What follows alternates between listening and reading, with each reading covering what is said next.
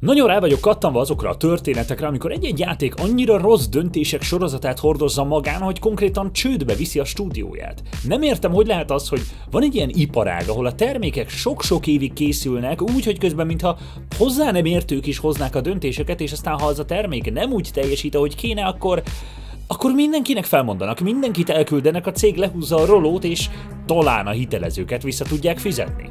Van bennem egyfajta bizarr kíváncsisága, kárőrvendésnek valami furcsa változata, amin a nagyon rossz játékok stúdiónak a belső működését akarom megérteni, de ugyanakkor az is érdekes ezekben, amikor egy legendás múltú stúdió zuhan bele ilyen hibákba. Nem is véletlen, hogy már több különböző videóban dolgoztam fel ilyen eseteket, és mindig vannak olyanok, amik nem férnek már bele az adott részbe, és tovább görgetem a következőhöz, meg mindig vannak olyan esetek, mint mondjuk a The Day Before, amiről ígértem videót még decemberre, de aztán végül áttolódott most így januárra. Szóval jöjjön ma az Unibet támogatásával egy újabb epizódja a játékok, amik stúdiókat tettek tönkre sorozatunknak. Sziasztok, én Dani vagyok, vágjunk is bele! Hajlamosak vagyunk azt gondolni, hogy ha egyetlen játék miatt csődbe megy egy stúdió, akkor annak eredendően valami rossz játéknak kell lennie. Csak ez magyarázhatja meg, hogy nem voltak megfelelőek az eladások, és emiatt elfogyott a lóvé. Pedig ez nincs mindig így. A legjobb példa arra, hogy mennyire nem így van néha, az az L.A. Noire. Igen, a 40-es évek Los Angeles-ét bemutató detektíves játék csődbe vitte a stúdióját, a Team Bondi-t. De hogy? A legfontosabb szereplőnk ebben a sztoriban Brandon McNamara, a játék rendezője. Korábban a Team Soho-nál dolgozott rendezőként, és ő volt felelős a Guy Ritchie filmek alapján megálmodott londoni gangster játékért, a The Getaway-ért. És nem felejtsük el ezt az előző játékát, mert releváns a sztorihoz.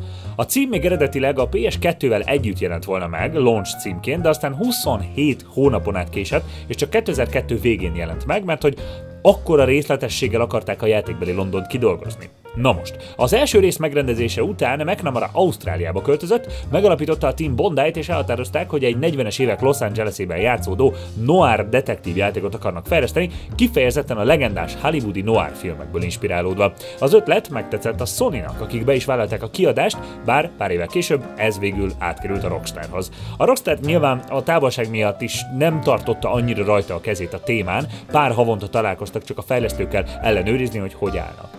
McNamaraék egyik fontos célkitűzése volt a játékban, és azóta is leginkább erről ismeretes az L.A. Noire, hogy a kihallgatások során a játékosnak fontos feladata legyen az arckifejezésekből olvasni. Ehhez szükség volt olyan színészekre, akik ezt jól elő tudják adni, meg persze olyan technológiára, ami ezt megfelelően fel is tudja venni és berakni a játékba. Úgyhogy nem csak hogy házon belüli motort használtak, annak ellenére, hogy a Rockstaron keresztül használhatták volna a GTA játékokban is használatos Rage motort, de egy külön céget is alapítottak, ami egy speciális motion capture technika kifejlesztésével foglalkozott. A végeredmény magáért beszél, tényleg elég durva 2011-hez, de azért vannak vicces pillanatai, meg persze az is nagyon jó, hogy van effektíve bokiparádi is a játékhoz, hiszen ezek is rögzítésre kerültek. You get away from me! It's because of you!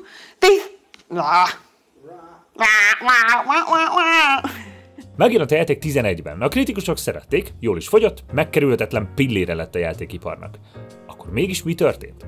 Nos, nem sokkal a megjelenés után a játékon dolgozó fejlesztők egy jó része előállt, hogy helytelenül vagy egyáltalán nem voltak feltüntetve a játék végefőcímében, ami hát tényleg elég kínos, és nincs is magyarázat rá, hogy fordulhat elő ilyen, de ami még rosszabb, nem lettek rendesen kifizetve. A 80-110 órás hetek után sem kaptak túlórapénzt. Ráadásul kiszivárgott több belsős levél a Rockstarral, amiből kiderült, hogy a kiadóval is annyira megromlott a viszony, hogy szinte biztos, hogy soha többet nem fognak együtt dolgozni. Végül a játék után McNamara úgy döntött, eladja a céget, és az eladás után kiderült, hogy elkerülhetetlen volt ez az eset. A stúdió közel $1,5 millió ausztrál dollár adósságot halmozott fel, ennek túlnyomó része elmaradt fizetés volt az alkalmazottaknak. És bár a jó hír, hogy az ott dolgozó fejlesztőket mind tovább vitte a stúdiót felvásárló Mad Max filmek stúdiójaként ismert Kennedy Miller Mitchell, az L.A. Noire öröksége sajnos egy csődbe ment játékfejlesztő stúdió. Nem egyszer fordul elő olyan is, amikor nem feltétlenül a játékok minősége okozza a problémát, hanem inkább az, hogy valami miatt túl teljesíti az elvárásokat a játék, aztán amikor ezek elfogynak, akkor bizony jön a csőd. A brit Acclaim kiadó híres volt arról, hogy mindenféle elborult PR ötlettel oldotta meg a játékok marketingét. Ott volt például a Shadow Man 2. Az amúgy is túlvilágon játszódó játékhoz kitalálták, hogy kifizetik bárkinek a temetésével járó költségeket, ha cserébe a sírkövön elhelyezhetnek egy reklámot a játékhoz. Nincs info arról, élte valaki ezzel a lehetőséggel, viszont annyira őrült ötlet volt, hogy ezzel minden brit lap lehozta őket, ezzel kvázi ingyen reklámot generálva a játéknak. Amikor rájöttek, hogy az ilyen őrültségek működnek, elkezdtek egyre többet használni. Logikus is volt, hogy ehhez nyúljanak a hagyományos marketing helyett. Ahogy a Kotakunak adott interjúban elmesélte egy meg nem nevezett csapattag, nem volt akkora költségvetésük, hogy versenyezzenek az EA-vel vagy az Activisionnel. A nagy kiadók bármennyi pénzt bele tudtak ölni abba, hogy hagyományos marketing kampányokat folytassanak, és az ő játékaikról mindig tudott is a közönség. Egy ilyen kis stúdiónak viszont olyan ötletekhez kellett nyúlnia, hogy mondjuk felajánlanak nagy összegeket azért, hogyha valaki a gyerekét elnevezi Turoknak a kiadó egyik játéka után. És ahogy azt előre vetítettem, ideig óráig működnek az ilyenek. A stúdiónak voltak tényleg jó játékai, amik jól jártak az ilyen marketingből is. Viszont 2004-re egész egyszerűen nem tudták fenntartani azt a fajta ugrásszerű és olcsó marketinget, amit korábban csináltak, és szép lassan a játékokból folyó bevétel elapadt. 2004-ben az Acclaim hivatalosan is bejelentette a csődöt, és sajnos az alkalmazottakat sem tudták mind kifizetni. A tanulság sajnos az, hogy igen, a nem hagyományos marketing és az őrült sztorik segíthetnek egy-egy játéknak a feltörekvésben, de sajnos hosszú távon biztosan nem kifizetődő stratégia. És akkor még nem is beszéltünk arról, hogy az ilyen temetős, meg hasonló ügyek nem csak pozitív, hanem kifejezetten negatív PR-t is jelentettek a cégnek, ami bár nem közvetlenül, de biztos, hogy valamennyire hozzátett a bukáshoz. Néha még igazán rossz döntések sem kellenek, hanem szerencsétlen együttállások is okozhatják azt, hogy egy játék rosszabbul teljesítsen, mint ahogy azt el lehetne várni. A Vampire the Masquerade Bloodlines egy méltán elismert, de ugyanakkor méltán kritizált játék a szerepjátékok műfajában, és ha minden részletet ismerünk, nem meglepő, hogy hosszú távon a stúdió bukását hozta. A Troika Games 2001-ben kezdett el gondolkozni az ötleten, hogy valami belső nézetes szerepjátékot fejlesztenek, ami kicsit feldobja a műfajt. A szemük megakadt az asztali szerepjáték Vampire the Masquerade világán, amiből már korábban készült egy játék az Activision égisze alatt, úgyhogy meggyőzték a kiadót, hogy készítsenek egy második részt. Viszont ahelyett, hogy ténylegesen közvetlen folytatást csináltak volna, az alapoktól akarták kezdeni, közvetlenül csak az asztali játék szabályra alapozva. Az első lépés persze egy jó motor megtalálása volt. Ekkor kerültek kapcsolatba a Valve-val, akik épp a Half-Life 2-n és ezzel együtt a Source motoron dolgoztak. Megállapodtak, hogy a Troika is használhatja a Source motort a játékukhoz, és ez előnyökkel és hátrányokkal is járt. Nyilvánvalóan az előny az volt, hogy hát ez a Source motor, ami azóta bizonyított, hogy zseniálisan működik, pláne amekkora újdonság volt ez még a Half-Life 2 megjelenése előtt. Egy szerepjátékhoz különösen jól használható volt a beépített szájanimáció, ami megkönnyítette a Troika munkáját. Hátráltatta viszont az, hogy maga a motor amúgy nem volt még 100%-ig kész. Rengeteg kiegészítő kódsort kellett írniuk, hogy működésre bírják, és sajnos együtt járt az együttműködéssel néhány problémás megállapodás is. Mégpedig, hogy a játékot nem jelenthetik be azelőtt, hogy a Half-Life 2-t bejelentenék, és a játék nem jelenhet meg a Half-Life 2 megjelenése előtt. Annak ellenére, hogy a Troika amúgy előbb kész volt a játékkal, mint a Valve. Úgyhogy várniuk kellett, és akkor piacra dobniuk a szerepjátékot, amikor épp a Half-Life 2 megjelent, ráadásul pont ez időtájt dobták ki a Metal Gear Solid 3-at is, és a Halo 2-t is, szóval hogy nagy volt a konkurencia, az még finom megfogalmazás. Arról nem is beszélve, hogy amúgy a játék bár érthetően szép munka volt, rengeteg hiányossága volt. Ennek ellenére a Troika bízott abban, hogy idővel még lehet csiszolgatni a játékot. Ahhoz, hogy ezt is lehetővé tegyék, elkezdtek egy új, meg nem nevezhető projekten dolgozni, egy posztapokaliptikus RPG-n. Azóta kiderült, hogy igen, a Fallout 2 folytatását kezdték el csinálni, ám a Bethesda rájuk ígért, így ők vihették el a címet a Fallout 3-mal, a Troika pedig eddigre annyit beleölt a prototípus fejlesztésébe és a Bloodlines utólagos támogatásába, hogy le kellett húzniuk a rolót. A Bloodlines azóta is hivatalos patch nélkül maradt rengeteg hiányossággal. Nem véletlenül az egyik leghíresebb fanprojekt az a patch, ami azóta is frissülget és javítja ezeket a hibákat. A Troika viszont örökre eltűnt a süllyesztőben. A Black Box Studio annak idején a Hot Pursuit 2-nél szállt be az addig főleg belsős EA csapatok által fejlesztett Need for Speedbe. Aztán ez a stúdió volt az, akik alatt a széria tagadhatatlanul a legjobb részeit élte meg. A Black Box készítette az Underground részeket, a Most Wanted-et és a Carbont is, amiről a rajongók többsége egyetért, hogy máig a legjobb Need for Speed játékok. Aztán sajnos végig kellett nézniük, ahogy az EA irreális elvárásai és beleszólása a sorozatba végül mélységekbe taszítja a címet, és végül a saját bezárásukhoz is vezet. A Black Box korai sikereire alapozva az EA évről évre új Need for Speed megjelenéseket követelt, és sajnos a játékok minőségén és a játékosok reakcióján ez meg is látszott. A The Run fejlesztéséhez sikerült elérni a kiadónál azt, hogy váltogassák kicsit jobban a stúdiókat, vonjanak be különböző csapatokat, és hagyjanak időt az egyes játékok fejlesztésére. A kiadó engedett a kérésnek, viszont egy kicsit minden a The Run sikerén múlott. Ha a sztori központú cinematic játékélmény meggyőzi a játékosokat, akkor mindig kaphatnak több időt a címekre. Ha nem, akkor... Szóval eleve úgy kezdődött a játékfejlesztés, hogy egy kicsit ott lebegett a fejük fölött a bukás veszélye. A DICE Frostbite motorját vették át, ami hát eleve egy FPS játékokra, vagy legalábbis lövöldözős játékokra írt motor, ami bár valóban nagyon szép grafikai motor tartalmazott, legalább egy évükbe telt, hogy egyáltalán át tudják mókolni arra, hogy autós játékhoz használhassák a fizikát. Minden esetre a koncepció hangsúlya a látványon, a filmszerű akció jeleneteken volt, úgyhogy érthető, hogy ebbe az irányba indultak. És végső soron nem is lett effektíve rossz a játék. Nem lehet rámutatni konkrétan egy dologra, ami tönkretette volna az élményt. Inkább csak az volt, hogy megkapták ezt a nagyobb lehetőséget, nagyobb fejlesztési időt, látványos játékmotort, és mintha nem került volna bele elég craft a játékba. Igen, sztori központú autós játék, de megvan a sztori eleje, de el kell jutni San Franciscóból New Yorkba, de közben alig történik valami az egész játékban, és csak egy unalmas maratoni autókázás az országban. Időnként vannak olyan mozis pillanatok, mint amikor egy lavina keresztezi az utunkat, de túl kevés ahhoz, hogy rá lehessen húzni a játékra, hogy egy igazán mozi élményt nyújtó autós játék. Belengedték kb. Azt, hogy olyasmi élmény lesz, mint egy halálos iramban filme, helyett kaptunk egy szokásos kis Need for Speed élményt néha izgi jelenetekkel. És sajnos a kritikusi vélemények sem voltak túl rózsásak, senki sem értékelte borzasztóan rosszra, nem volt gigantikus bukás, de nem volt olyan kiemelkedő siker sem, mint amiben reménykedett a stúdió és a kiadó.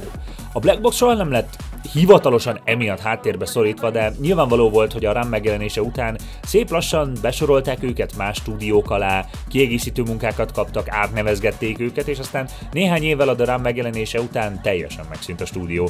Megkapták a lehetőséget, de sajnos nem sikerült élni vele, még korábban sikeres címekkel a hátuk mögött sem.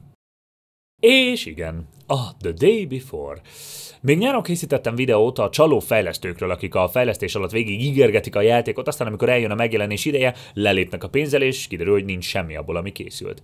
Már akkor is mondtam, hogy a Day Before-t még korai lett volna felpakolni a listára, bár már augusztusban is jól látszott, hogy beleillik ebbe a sorba. Úgyhogy most, hogy túl vagyunk a játék 4 napos elérhetőségén és a fejlesztő csődjén, beszéljünk róla egy kicsit. 2021. januárjában beszéltek először a játékról. Egy látványos, posztapokaliptikus open world MMO játéknak harangozták be, kb. Egy Division koppintás, csak mi majd jobban megcsináljuk, mondta a Fantastic fejlesztő. Akik, tegyük hozzá, ekkor egy elismert indie fejlesztőnek számítottak. A 2018-as Radiant One egy művészi játék koncepció volt, ahol egy férfi egy tudatos álomról szóló könyvet talál, és a játékban felfedezi az álmai világát. Pozitív értékeléseket kapott a gaming sajtóban, szerették az emberek a Steamen. Nem volt egy giga AAA siker, de volt stílusa, jó játék volt. És hiába tűnt a The Day Before klasszisokkal magasabb vállalásnak, amiket előzetesekben mutogattak a játékból, azok látványosak voltak. De hát nyilván, ha valaki ért a játék trélerekhez, akkor feltűnően gyanús volt az egész. Mármint a gameplay demón mindig látszik, ha az csak egy síren futó animáció, és nem egy igazi egér mozgatja. Látszott rengeteg trailer jelenet, amit egy az egyben a Division és más hasonló zombis játékok előzeteseiből loptak. Ha tényleg készül a játék, miért pont egy olyan szenáriót mutatnak, ami egy direktben összehasonlítható játék előzetesében szerepelt? Szóval, a gyanú mindig fennállt, de a fejlesztők kitartottak amellett, hogy nem, ezek alaptalan vádak, mi vagyunk az egy kivétel. Igen, lehet, hogy a reklámok úgy néznek ki, mint valami szarkamú mobiljáték reklám, de emögött van egy tényleg zseniális Unreal Engine 5 alatt készülő játék. Már amikor a készülőben lévő, nagyon jól kinéző játékokat gyűjtögettük, már akkor is majdnem felraktam, aztán mondtam, hogy ez valószínűleg kamu. Aztán az augusztusi csalófejlesztős videót igazából főleg arra akartam ráhúzni, de aztán úgy voltam vele, hogy legalább a kitűzött megjelenési dátumot illene megvárni. Aztán a 2023. novemberi dátumot elcsúsztatták, eddigre már ami nagyon-nagyon sokadjára, és végül decembert adták meg. Akkor voltam vele úgy, hogy oké, nézzük meg akkor ezt a decembert. És aztán jött, és igazából az első pillanattól kezdve látszott, hogy pontosan az a csalás volt igaz, amit mindenki sejtett. Nem volt semmi MMO, nem volt igazán túlélő játék, és grafikailag sem azt hozta, amit a játék ígért. De igazából nem is nagyon volt értelme túl sokat gondolkozni a játék értékelésén, de szerencsére akik foglalkoztak vele, például ugye az IGN, hiszen korábban exkluzív interjúkat kaptak a fejlesztésről, ezért valóban etikátlan lett volna nem beszélni róla, mind 1 pontot adtak neki. De hogy történhetett ilyen? Hogy fordulhat elő, hogy már egy kész megjelenési dátummal rendelkező játék a megjelenési határidőhöz közeledve eltűnik, mert kiderül, hogy nem sikerült lefoglalniuk időben a nevet? Hogy sikerül megvezetni ennyi játékost ilyen hosszú ideig? Jegyezzük meg, hosszú hónapokon át a Steam legtöbbet wishlistált játéka volt. Nos, több különböző dolog is közrejátszott abban, hogy ez történt, de személy szerint engem a Prop Night elmélet győzött meg a legjobban. A Fantastic többféle játékot is fejlesztett, kidolgozott ötleteket félig, és megnézte, melyik működik. Tudjátok, ez a Playway recept. A Day Before meglepően jól teljesített koncepció szinten, viszont gondolom hamar kiderült, hogy ilyen játékot fejleszteni nehéz, fenntartani MMO-ként pedig még nehezebb lenne. Volt viszont egy másik megjelent címe a fejlesztőnek, a Prop Night. Gyakorlatilag a jól ismert Prop Hunt játékot ötvözte kicsit a Dead by Daylight-tal, és mindent összevetve egy pozitív játékélmény volt, és szerették az emberek. Még ha az érdeklődés kicsi is volt. A Fantastic viszont látta, hogy a Prop Night fejlesztésén tudnak haladni, szeretik az emberek, és benne van a potenciál, hogy egy következő ilyen Dead by Daylight, vagy Among Us, vagy Only Up legyen, és a Twitch felzabálja. Mindeközben viszont ketyegett az óra a Day Before-on, és hát látjuk, hogy nem tartottak akkor még sehol. Főleg úgy, hogy az alkalmazottak mind önkéntesek voltak. Amit persze nem kell szó szerint érteni, a teljes állású, fizetett fejlesztőket is önkéntesnek hívták, hiszen önként jöttek dolgozni, eleve hülyeség, nem mindegy, de volt egy csomó részmunkaidős önkéntes, akik tényleg fizetés nélkül dolgoztak a játékon. A lényeg, hogy egy totál kaotikus fejlesztési folyamat volt, ami nyilván nem volt fókuszált, nyilván túl nagyot vállal, de ne felejtsük el, hogy a Ubisoft hiába próbálkozott a Divisionnek kétszer is. Egyik sem lett igazán sikeres. Egyik sem érte el azt a szintet, hogy tényleg sikernek lehessen nevezni. Még ha voltak a játéknak jó része is. Hiába voltak nagyok az eladási számok az elején, olyan hamar visszaesett a játékos bázis, amikor megtapasztalták az emberek az egész játékot, hogy nem tudta magát fenntartani a játék annyira, hogy még ma is releváns legyen, mert maga a játék nem nyújtotta azt, és ezt az MMO Open World Survival élményt, amit elvártak a játékosok a koncepciótól. Akkor miért egy kvázi no-name parti játékot fejlesztő stúdió tudná megugrani ezt a mércét? A játék annyira nyilvánvalóan egy kamu lehúzás volt, hogy megjelenés után konkrétan 4 napig volt elérhető a Steamen, aztán bejelentették, hogy nyilván a szervereket sem tartják fenn túl sokáig, a stúdió pedig csődöt jelentett. Nem kell nagyon nyomozni, hogy miért.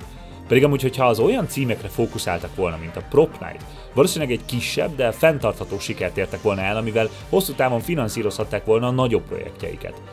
Ennek köszönhetően viszont most már egyik játékuk sem érhető el a Steamen, kivéve persze az online szerverekre nem támaszkodó Radiant One-t. A Fantasticnak lehetett volna az öröksége egy sokkal nagyobb húzás is, ha lassabban kapaszkodnak, de most egyetlen szépen kidolgozott indie játék maradt belőlük, meg persze az amúgy is gaming botrányokkal teli 2023 egyik legnagyobb gaming botránya. Ti játszottatok az itt felsorolt játékokkal? Melyik stúdió érdemelte meg miatta a csődöt? Lett volna kiút egy jobb döntéssel? Írjatok meg kommentben, vagy beszélgessünk erről a Discord szerverünkön, ez linket találtok a leírásban. Mint mindig most is sokat segít, ha lájkoltok, kommenteltek és feliratkoztok, én pedig várlak titeket legközelebb a videókban és a streameken is. A csatorna támogatója az Unibet.